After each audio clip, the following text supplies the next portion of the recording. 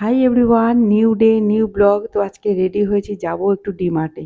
চলো তার আগে একটু রেস্টুরেন্টে বসে খেয়ে নিই, খিদে পেয়েছে প্রচণ্ড পরিমাণে। ভাবলাম কি খাবো কি খাবো, শুধু চা খাবো? তো তার জন্য একটা ধোসা অর্ডার দিয়েছি আর একটু চা। তো চলো হালুম করে খেয়ে নিই, খুব খিদে পেয়েছে। কেননা সেই সকাল কখন খেয়েছি আর খাওয়ানি। চলো তাড়াতাড়ি খাওয়া দাওয়া করে এইবারে বেরোই।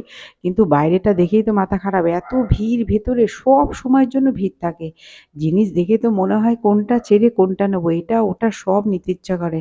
তো যাই হোক, এতদিক তাকালে তো আর হবে না, টুকটাক কটা জিনিস নিয়েছি। তো চলো বাড়ি গিয়ে দেখাবো কি কি নিলাম। তো যাই হোক, চলো বেরিয়ে পড়েছি এবারে।